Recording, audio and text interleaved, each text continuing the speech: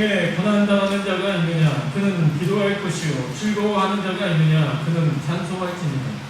너희 중에 배운 자가 있느냐? 그는 교회의 장로들을 찾을 것이요. 그들은 주의 이름으로 믿음을 받으며 그를 위하여 기도할지니라.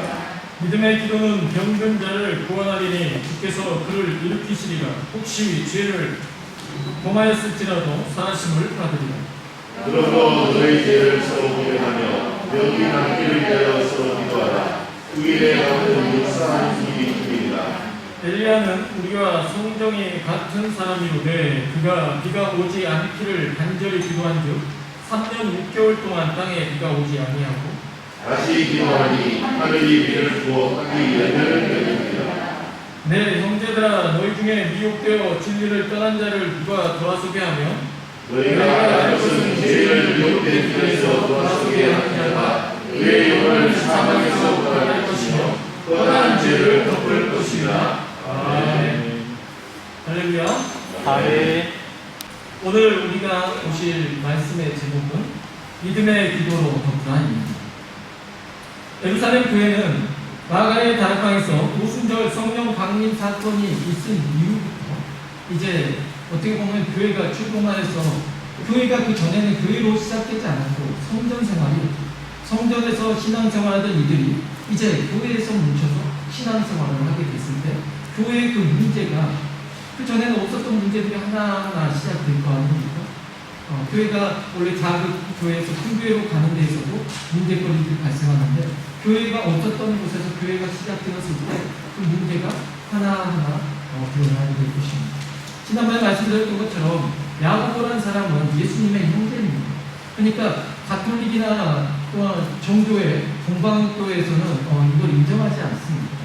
예수님께서는 마리아에게서만 태어나셨고 그리고 마리아에게서 그 다음 자녀들은 없었다라고 말하는 경우도 있고 또 그 외에 또 다른 요셉이 죽고 나서 또 다른 사람하고 결혼해서 나왔다 이런 거 말하는 사람도 있고 그래도 어쨌든 말이 안 돼요.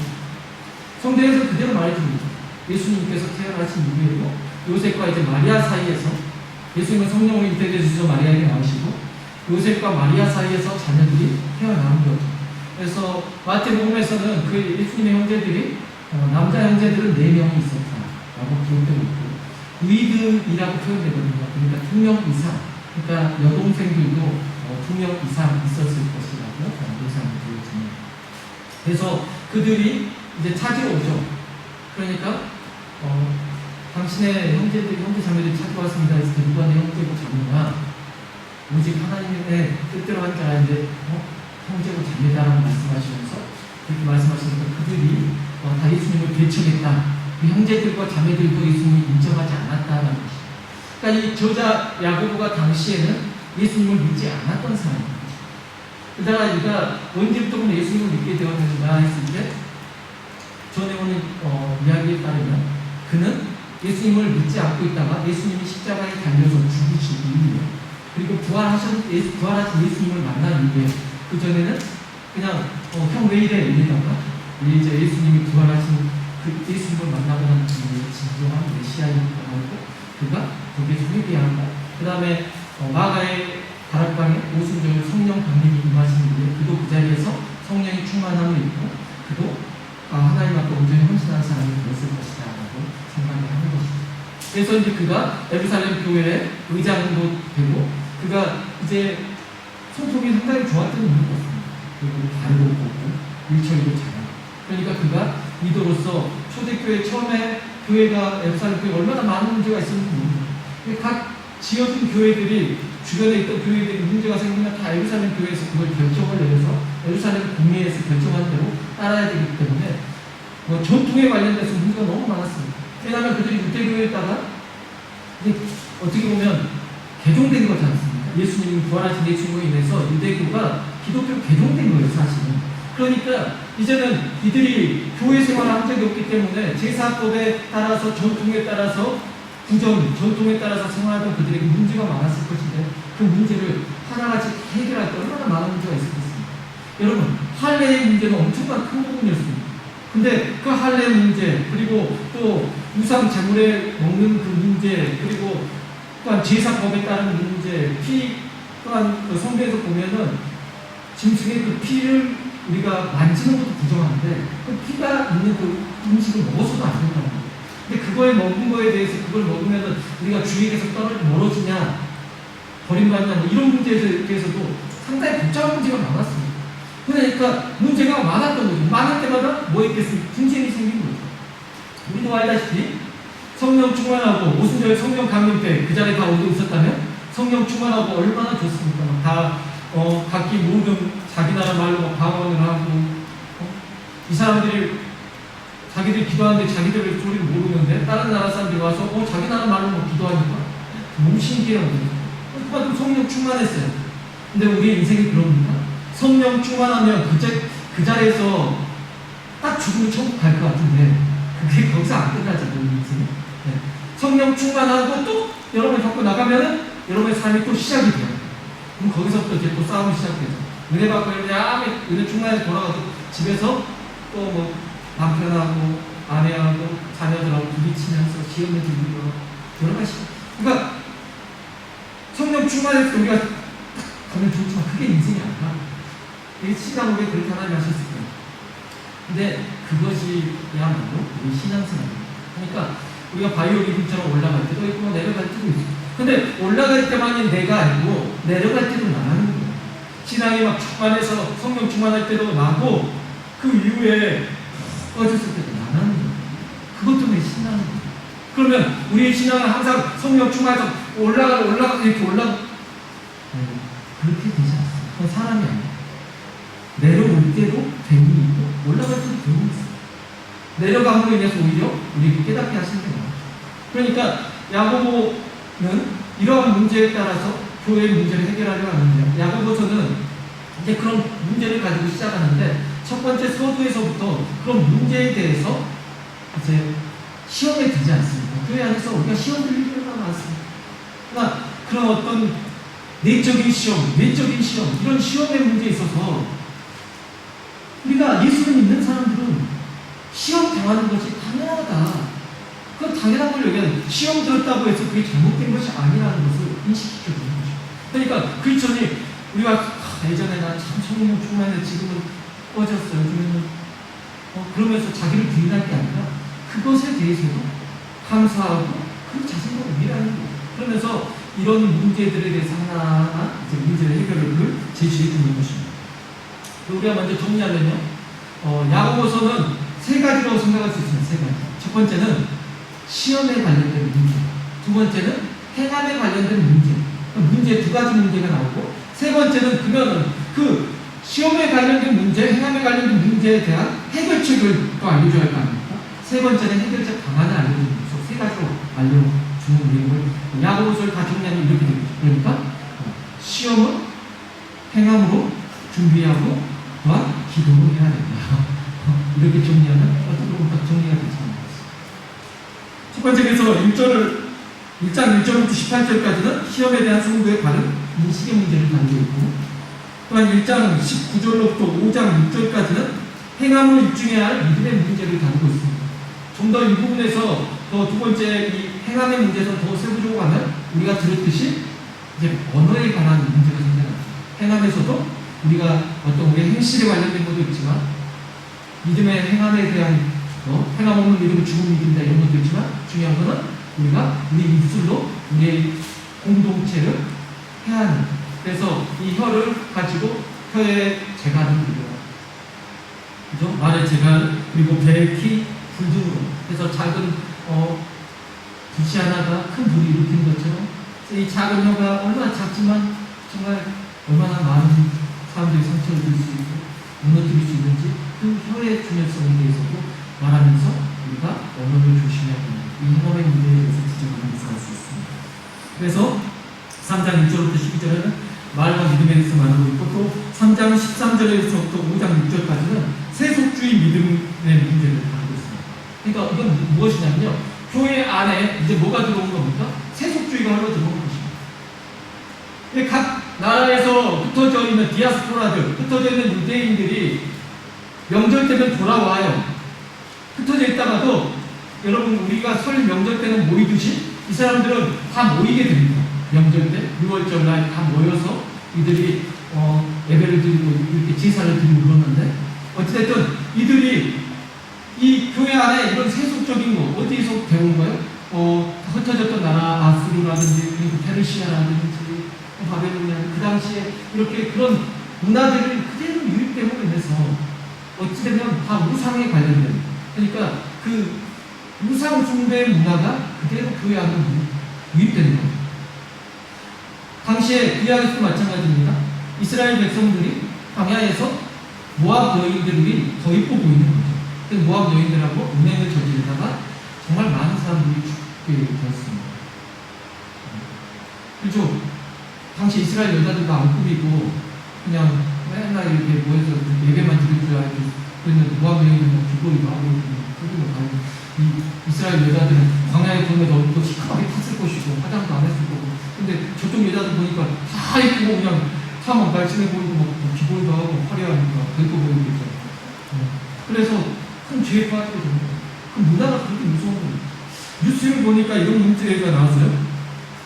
북한에서 길거리 폭동을 할 경우에는 혁명의 원수로 간주하는 여기 혁명의 원수도 많아요. 그리고 이제 남편을 여기서 오빠라고 부르시는 분도 있죠. 이게 남한에서만 일어나는 남편을 오빠라고 해서는 안 돼요. 여러분 아우지 탄각이 끌어갈 수 있어요. 여보라고 해야 합니다. 여보라고 해야 돼요. 남자친구를 이 사람들이 남한에 들어오다 보니까 이 남친이라는 용어를 쓰나 봐요. 여자애들이 여러분은 신경 안 쓰셔도 되는데 남친 신경 쓸 애들 몇 명 없어요. 남친이라고 하면 안 되고 뭐라고 해야 되냐면 남동무 이렇게 써야 돼요. 그리고 쪽팔리다 이런 용어도 쓰나 봐요. 창피하다라고 써야 된다고 그러고 그리고 이제 우리가 그리고를 줄여서 저는 전라도니까 이게 너무 익숙해요. 글고라고 말씀하잖아요. 글고라는 말씀을 그리고라고 써야 돼요. 그리고 이제 청년들의 머리 단장과 옷차림 등을 이렇게 통제해야 된다라고 김정은 국방위원장님께서 친히 당부를 하셔가지고 이제 이런 것을 어기시에는 어디 끌려가겠죠. 끌려가서 고생 때문에 할 때가 될 것입니다. 하여튼 강하게 왜 그렇습니까? 이런 문화적인 게 흘러 들어오면 세뇌가 되거든요. 사실은 지금 이 세뇌로 이루어진 이 국가가 제일 무서운 게 뭐냐면 뭐 적군 폭탄 이런 것이 문제가 아니에요. 오히려 그러면은 전쟁이 나면 오히려 본인들이 끈끈이 뭉쳐요. 그런데 더 빨리 붕괴되는 이유가 뭡니까? 이 사상의 문제잖아요. 이 문화가 개방돼 버리면 그것이 무너지기 시작하는 거예요. 우리가 한류의 영향으로 지금 전 세계 학생들에게 한류가 영향을 끼치고 있습니다. 근데 이 한류가 북한까지 들어가니까 이걸로 인해서 그동안 남한에 대해서 못 산다고 했던 분들이 이미 깨졌을 거예요. 그렇지만 그래도 그런 문화적인 걸로 인해서 좀 어떤 사상이 붕괴되고 그걸 걱정하게 돼요. 좀 다른 방법이긴 하지만 야고보도 그걸 걱정하는 거예요. 세상적인 문화가 교회 안에 유입돼서 기독교 세계관이 무너집니다. 그러면은 어떻게 되냐면 기독교 세계관은 우리가 하나님 중심으로 살고 하나님을 위해서 생각하고 모든 걸 하나님과 함께 하는데 세속주의는 그게 아니라 모든 것은 하나님과 함께 하지 않고 세상의 방법을 생각하고 하나님을 먼저 바라보기보다 인간적인 생각을 먼저 머리 회전을 다 시키고 사람과 관계를 통해서 모든 걸 다 해결하려는 이런 것으로 나아가게 된다는 거예요. 그래서 야고보가 그 부분에 대해서 그 문제를 깨닫게 하고 해결하게 되는 것입니다. 이제 이런 문제들 가운데서 그러면 이제 야고보가 문제만 이렇게 던져주고 말씀을 끝내져 버리면 사람이 없는 거예요. 그런데 야고보는 이 문제들을 이 당시의 교회 공동체 안에서 일어나는 문제를 다 깨닫게 해주면서 그 해결 방안을 제시해 주는 게 오늘 말씀 본문입니다. 13절 함께 보시죠. 너희 중에 고난당하는 자가 있느냐? 그는 기도할 것이요. 즐거워하는 자가 있느냐? 그는 찬송할지입니다. 네, 여러분 고난당한 자 있겠죠? 어떻게 보면 우리가 두 가지로 생각한다면 그렇지 않겠습니까? 교회 안에서 고난당하는 자, 고난당하지 않는 자 이렇게 나눌 수 있지 않습니까? 그랬을 때 그러면 지금 우리는 기본적으로 고난당한 자 있느냐? 그는 기도할 것이다. 그냥 말 그대로 고난당할 때, 환난 당할 때 때 우리는 기도해야 된다. 그 말이 맞습니다. 환난 날에 나를 내가 너를 건지니 네가 나를 어렵게 하니. 이 말 표현이 아니죠. 맞죠? 그냥 단순하게 이 말을 하려는 게 아닌 것 같습니다. 여러분, 고난 당했을 때요, 기도하는 것이 어떻게 보면 여러분, 우리 당연하다고 생각하지만 당연하죠. 세속적인 게 교회 안으로 들어오면 이게 당연하지 않아요. 여러분, 우리가 고난 당하면 기도하고 하나님 바로 무릎 꿇을 것 같죠? 안 그런다니까요. 고난 딱 당하면은 먼저 우리 머리가 회전이 되고 우리 방법을 다 충동하고 우리가 할 수 있는 것들은 다 해보게 됩니다. 기도를 언제 하냐고요? 정말 천국에 의지 없어서 정말 가장 마지막에 정말 할 거 하다 안 됐을 때 그때 가가지고 하는 경우 그렇게 하지 말라고. 고난 당할 때 먼저 하나님 앞에 무릎 꿇고 우리가 기도해야 합니다. 그래서 고난 당한 자 있느냐? 저는 기도하고 있습니다. 그래서 고난 당했을 때 먼저 사람의 손을 먼저 의지하기보다 하나님의 손을 의지하는 그 기도를 하라는 거죠. 그냥 기도가 아니라 하나님을 의지해야 하는 거죠. 두 번째는요, 즐거워하는 자 있느냐? 저는 찬송할 자입니다. 이것도 그냥 우리가 단순하게 들으면 그래, 즐거워할 땐 찬양하고 힘들 때는 기도하고 이렇게 생각했지만 그렇게 쉬운 문제는 같지는 않습니다. 여러분, 어려움을 당할 때 여러분 기도하겠죠. 그러나 또 즐거울 때는 찬양하겠죠. 이렇게 단순하게 생각하면 안 되고, 여러분 의외로요, 즐거워할 때 여기서 말하는 건요, 찬송, 그냥 우리가 말하는 그냥 노래 불러라가 아니에요. 그걸 말하려고 했던 건 아니라는 거예요. 즐거울 때 찬양하고, 네, 이게 아니라는 거예요. 또 이런 분들이 꼭 있어요. 여기 옆에 분들 힘들어가지고 예를 들면 누가 기도하는데 옆에서 혼자만 지겹다고 막 찬양하시는 분이 있어요. 혼자서 막 하면 기도 방해하게 되고 이런 분이 있어요. 그걸 말하는 거예요. 여기서 찬양하라는 건 뭐냐면 하나님께 감사하고 영광을 돌려라는 거예요. 고난 중에 있다가 이제 그 고난이 벗어났어요. 그럼 뭐 해야 돼요? 그러니까 당연히 하나님 앞에 감사하고 찬양을, 하나님 앞에 영광을 올려드려야 되는데, 우리가 예수님께서 하신 말씀이 있죠. 야, 너네들 중에서 기도 응답받고 치유받은 사람들이 이렇게 고침받아 다 갔는데 감사하러 온 사람은 딱 한 명. 그죠? 나병한 자들을 예수님이 고쳐 보내는데 예수님 앞에 돌아와서 감사하다고 하는 사람 한 명. 사람들이 끝나는 거예요. 아예 웃기도 하고 감사할 줄 몰라요. 그러니까 그 전에 힘들었을 때는 막 기도하다가 그 상황에서 벗어나고 뭔가 해결되면 그 다음부터는 하나님을 안 찾게 되는 게 사람의 마음이라는 거죠. 지난주에 제 제자가 전화가 왔어요. 저는 이 친구가 전화 오면 먼저 제가 전화를 이렇게 해요.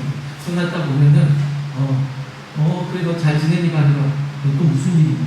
네, 저는 이래요. 이 친구는 저한테 언제 전화 오냐면 기도거리가 있을 때 전화 오는 친구예요. 네. 거의 매달 매주마다 저한테 전화 왔었던 친구인데 전화가 이제는 1년에 한 번씩 스승의 날이나 어떤 특별한 날만 전화. 근데 이건 또 전화가 왔어요. 근데 이 친구가 저한테 그러는 거예요. 중대한 시간인 것 같아요. 이제는 나이도 30이 됐고 결혼할 때도 돼서 이제 많이 오고 가고 있는데, 그러면 더 기도가 돼야 되잖아요. 근데 기도가 안 된다는 거예요. 기도가 안 된다는 거예요. 왜 기도가 안 되는지 모르겠어요. 제가 그래서 정확히 한번 생각해 보려고 한번 말해봤어요. 그 친구가 고등학교 시절에, 초등학교 시절에 어려웠습니다. 어머니가 이혼하고 또 다른 분이랑 살면서 아버지라고 부르는 분이 애들이 학교 갔다 왔는데 어머니가 또 이렇게 헤어지다 보니까 상처받고 집에서 자살을 하는 거죠. 애들이 있어요. 얼마나 충격이었겠습니까? 그거는 정말 이 충격을 이거 말할 수가 없어요. 그것뿐만 아니라 이 친구가 받은 상처가 너무 많아요. 그래서 이 아이를 나도 항상 기도해줬죠. 항상 물질적으로 어려워서 대학교 들어가면서 아르바이트를 쉬지 않고 지금까지 하고 있지만 항상 어머니의 뭐 같은 것도 본인이 돈 벌어서 갚아야 항상 하여튼 뭐가 계속 이기고 어려웠어요. 그러니까 이 친구는 고난을 안 당한 적이 없어요. 그러니까 이 친구의 기도는 항상 어떤 기도예요? 하나님 이 고난에서 나를 벗어나게 해주셨고, 다른 사람들은 기도 안 하게 기도하지 혼자서 맨날 울면서 하나님 기도했어요. 그러다가 어느 시점에서 보니까 제가 딱 보니까 이제는 다 이제 고난거리가 없어졌어요. 기독교가 없어진 거예요. 제가 봤을 때는. 이제 어느 정도 평안함이 찾아오고 행복한 것 같거든요. 문제가 뭘까요? 고난 있을 때만 기도하는 게 습관이 들어요. 그러니까 이 친구는 이 뭔가 좀 스펙타클하고 좀 뭔가 강력한 자극이 없으면은 기도 못하는 사람이 되거든요. 그러면 뭐가 되냐면 이 크리스천들은 고난이 없으면 기도를 못하게 되버리는 거예요. 이거 여러분 안 좋은 겁니다. 여러분이 고난 당해야지만 기도하는 사람이 돼서는 안 됩니다. 여러분이 고난 당하기 전에 기도해서 그걸 고난 안 당하면 좋지 않습니까? 근데 고난을 당해야지만 기도하면 하나님께서 여러분에게 기독해 하기 위해 뭘 주셔야 됩니다.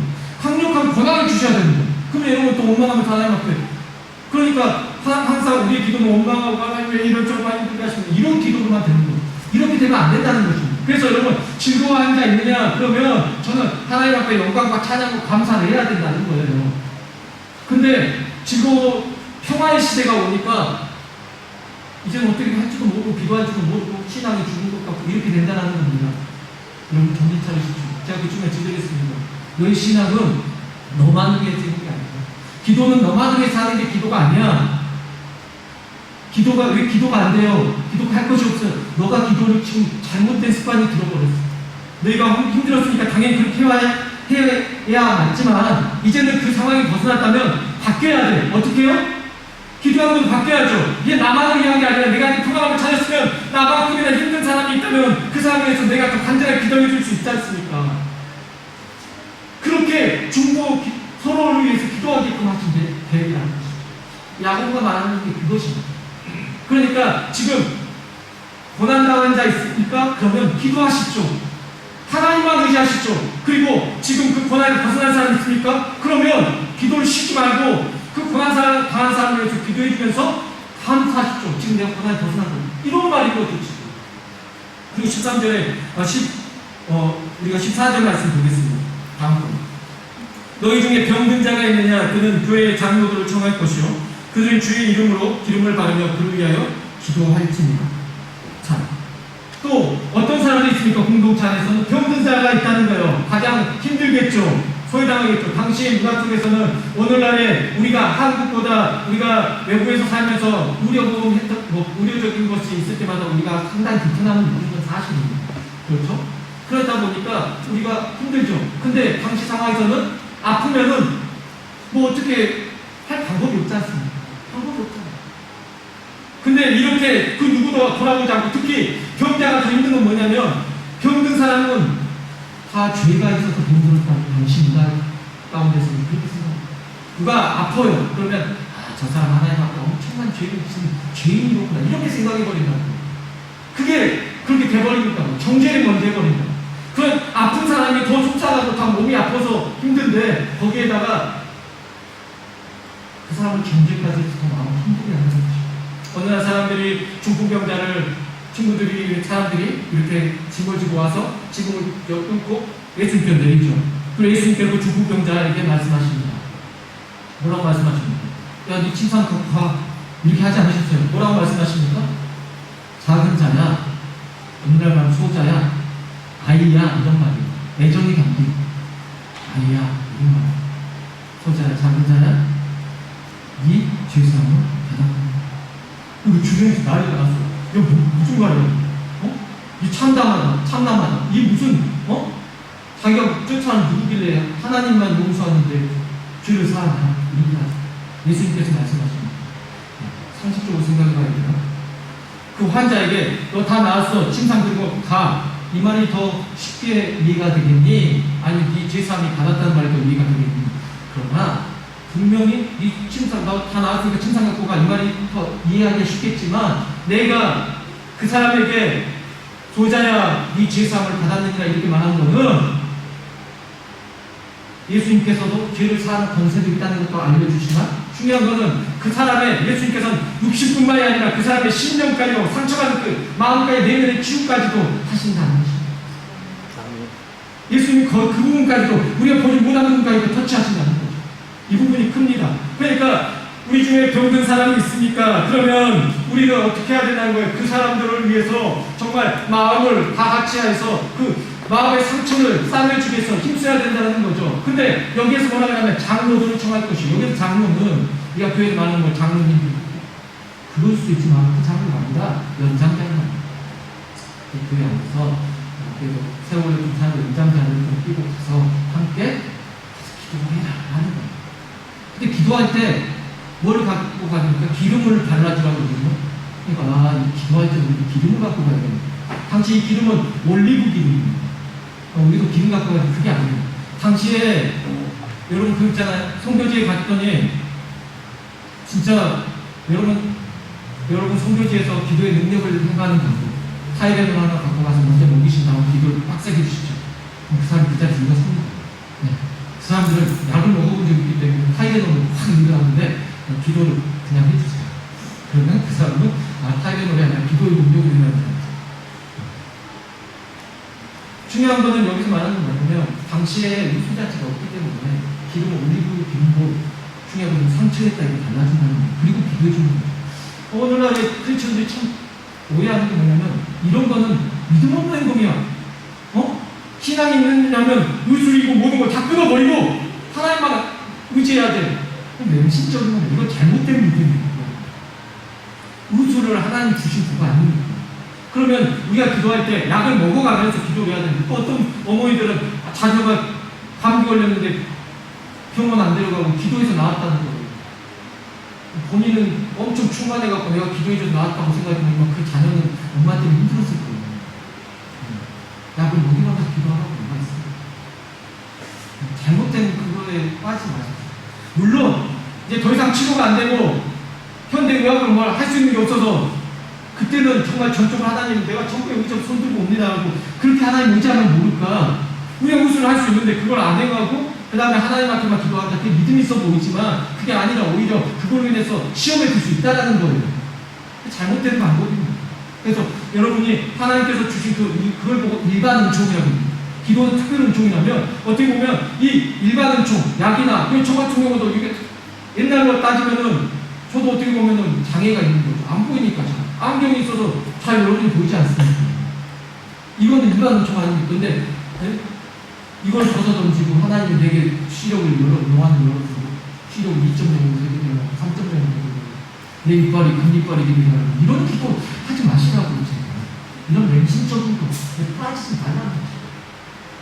그래서 우리가 정말 다른 교리 가운데 서야 될 줄 믿습니다. 그래서 정말 우리가 기도를 한다는 거 이렇게 좀 잘 생각해야 돼요. 15절 믿음의 기도는 병든 자를 구원하리니 주께서 그를 일으키시리라. 혹시 죄를 범하였을지라도 사하심을 받으리라.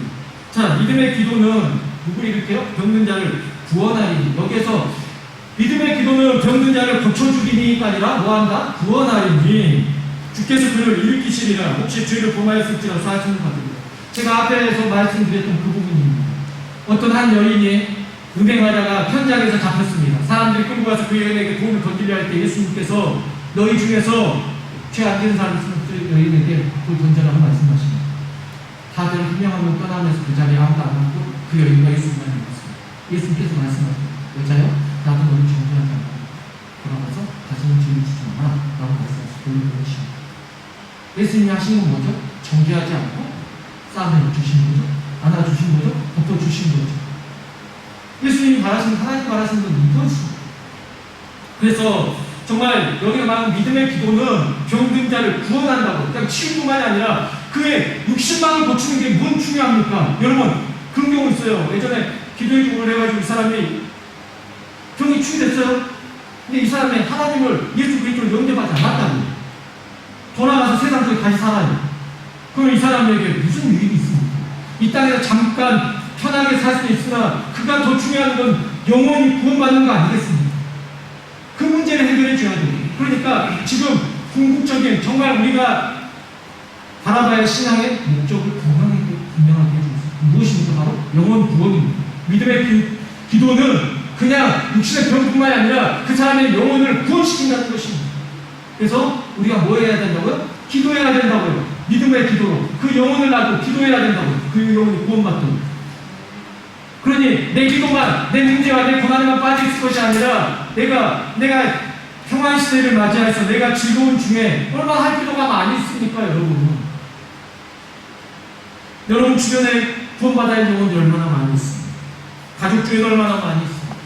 16절입니다. 그러므로 너희 죄를 서로 고백하며 병이 낫기를 위하여 서로 기도하라. 의인의 간구는 역사하는 힘이 크니라.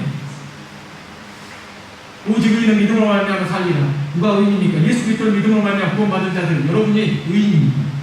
그런데 그 의인이 간구할 때 그 간구의 역사심이 작다 크다? 그 힘이, 역사하는 힘이 크니라 라고 말씀합니다.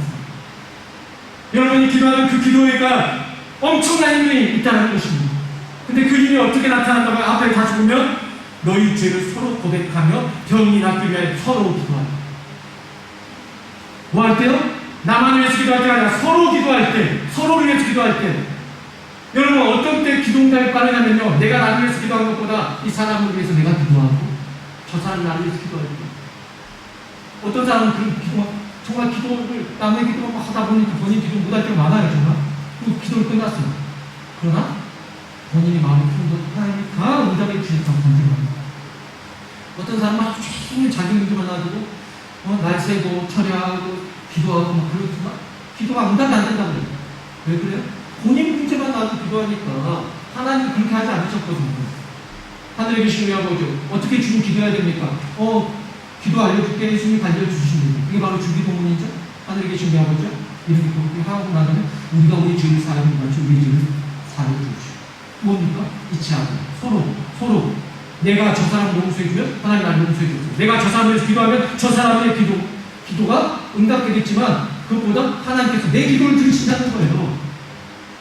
그러니까 크리스천들이 이제는 내 기도할 거 없어. 요즘에 이제 기도할 필요가 없더라. 이거 잘못된 겁니다, 여러분. 나만을 위해서 기도하니까 기도할 필요가 없죠. 그거 하나님 좋아하지 않으십니다. 정말 내가 아는 공동체 안에서 얼마나 기도할 사람들이 많이 있습니다. 기도해줘야 할 사람들이 얼마나 많이 있습니다.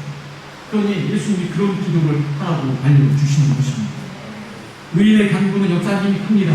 여러분의 간구는 역사하는 힘이 클 것입니다. 마지막으로 야고보는 기도 응답에 대해 의심하지 말고 믿음으로 기도한다면 여러분도 엘리야처럼 기도 응답을 받을 수 있다고 알려줍니다. 17절 18절 엘리야는 우리와 성정이 같은 사람이로되 그가 비가 오지 않기를 간절히 기도하니라. 3년 6개월 동안 땅에 비가 오지 아니하고 다시 기도하니 하늘이 비를 주고 땅에 열매를 맺었느니라. 엘리야는 특별한 사람이 아닙니다. 우리가 똑같은 사람입니다. 근데 그가 기도할 때 그의 기도 때문에 이 땅의 가뭄이 3년 6개월 동안 지속됩니다. 이 더운 날씨에 하루 이틀만 돼도 저희 집 화분에 깻잎이 다 많아지고 완전 죽었더라고요. 죽었어요. 화분에 있는 거 빨리 죽더라고요. 이중 집사한테 깻잎이 죽지도 않아요. 땅에 있습니다. 근데 어찌됐든 3년 6개월이면 다 말라 죽죠. 근데 또다시 이 사람이 기도했더니 3년 6개월 동안 내리지 않던 비가 갑자기 그 땅에 쏟아짐으로 인해서 그 땅에서 열매가 맺어지는 역사가 나타났다는 것입니다. 똑같은 사람이라고. 다른 사람이 아니라 똑같은 사람인데 이 사람이 기도했는데 하나님께서 이 사람의 기도를 들어줬는데 우리는 그렇게 생각한다. 엘리야니까. 근데 야고보는 말아줍니다. 야고보는 엘리야도 우리가 똑같은 사람입니다. 그가 기도했는데 응답받았다면 우리가 기도할 때도 하나님은 우리의 기도를 들으시고 응답하신다는 것입니다. 그러니 의인의 강동 역사하는 힘이 크니까 확신을 가지고 기도할 때 너희가 기도할 때 의심하지 말라. 좋아야도 어찌 못하면 우리의 정욕으로 우리를 위해서만 기도할 때는 안 이루어지지만 우리가 정말 저 영혼을 위해서 저 사람 아플 때 기도하고 저 사람이 힘들 때 저 사람을 위해서 기도하는데 왜 하나님이 안 들어주겠냐는 그런 기도는 100% 들어준다. 확신을 갖고 기도하라는 겁니다. 나는 기도했는데 저 권사님이 기도하면 저분이 기도하면 기도에 연관이 있어갖고 저분 기도는 하나님 들어주죠. 여러분 그 착각입니다. 착각이 여러분의 기도는 하나님이 들으십니다. 엘리야처럼 기도의 확신을 가지시기 바랍니다. 결론입니다. 야고보는 공동체 안에 고난당한 자, 즐거워하는 자, 병든 자, 죄를 지은 자, 실족하여 넘어지거나 미혹된 자들 다양한 불과 섞여서 신앙생활하고 있다는 것을 가르쳐줍니다. 이처럼 다양한 사람들이 모여서 시험에 들지 않고 심각한 문제에 빠지지 않고 살아가려면 서로를 위해 기도하는 것이 해답이라는 것을 알려주고 있습니다. 공동체가 늘 성령 충만하면 좋겠지만 그러지 못한다. 이 땅에 살아가는 동안에 시험에 들기도 하고 때로는 믿음이 있다고 말하는 이들에게 우리가 정죄를 당하기도 하고 말의 상처를 받기도 하고 세상의 기준인 물질로 인한 또한 필요를 함으로 인해서 그걸로 인해서 또 상처를 받기도 한다는 것입니다. 우리가 늘 잊지 말아야 할 것은 이 땅에 있는 어떤 교회나 공동체든지 여러 문제를 품고 있고 언제든지 예상하지 못한 상황에 직면하게 되거나 혼란이 생길 수 있다는 것입니다. 이러한 문제가 없을 거라고 생각하는 것은 믿음이 아닙니다. 그건 오히려 방관입니다. 야고보는 우리에게 시험이 있다는 것을 인정하고 그 시험을 당하는 것이 당연한 것이니까 여러 가지 시험을 당하거든 온전히 기쁘게 여겨라 라고 가르쳐주며 믿음의 시련인 인내를 만들어낸다 알려주고 그래서 처음에 야고보를 시작할 때 1장 2절로부터 3절에 말하는 겁니다. 너희에게 시험이 있다면 그 시험은 당연한 거다. 그러니까 당연히 여기고 너희가 그 시험을 있을 거라고 알고 신앙생활을 해야 된다는 겁니다. 사랑하는 성도 여러분, 믿음의 공동체에게 이 문제 해결법에 대해서 알려주는 것입니다. 무엇입니까? 여러분이 알아야 될 것은 문제가 없는 교회가 아니라 문제는 항상 우리에게 있습니다. 자, 여러분 아프지 않았으면 좋겠습니까? 우리의 기도는 그런 겁니까? 진짜 아프지 않았으면 좋겠어요? 아플 수 있습니다. 그게 사람입니다. 아프죠. 그런데 하나님께서 아프고 난 이후에도 더욱더 건강을 회복하게 하시고 아프고 난 다음에 오히려 더 강해질 수 있도록 면역력이 생기고 또 건강해질 수 있도록 우리가 그렇게 기도해야 되는 것 아니겠습니까? 교회도 마찬가지입니다. 앞으로 어떠한 문제가 생겨날 때 우리가 어떻게 합니까? 근데 야고보는 말해줍니다. 너에게 어떤 문제가 생길지 모르는데 중요한 건 그 문제를 해결할 방법이 있다. 그건 바로 기도라는 것입니다. 그러니까 문제가 없기를 위해서 기도하는 게 아니라 앞으로 문제가 있을 것인데 그 문제가 있을 때에 우리가 예비해야 될 것은 우리가 대책을 세우고 준비해야 되는 건 뭐예요? 기도로서 해야 된다는 것입니다. 보험이죠, 보험. 그러니까 앞으로 교회는 우리가 기도하면 아무 문제 없을 거야. 안에 문제가 있을 겁니다. 우리 안에 분쟁도 생길 거예요. 우리 안에 시험 드는 일도 있을 겁니다. 목회자에 대해서 오해도 생길 수도 있고 성도들 간 오해도 생길 수 있고 다툼도 있을 수 있고 문제가 생길 수 있습니다. 그러나 그 문제가 없을 거라고 생각하는 것이 믿음인 것 같지만 그게 믿음이 아니라고. 그게 있을 겁니다. 근데 그걸 인정을 하고 그걸 이겨낼 수 있는 방법은 믿음의 기도로서 덮어주는 것입니다. 허다한 허물을 덮어주는 것이 우리가 뭘로요? 기도로 덮어주는 것입니다. 예수님께서 죄인된 여인을 허물을 덮어주시고 중풍병자를 덮어주시는 것이 우리가 기도로서 덮어주는 것입니다.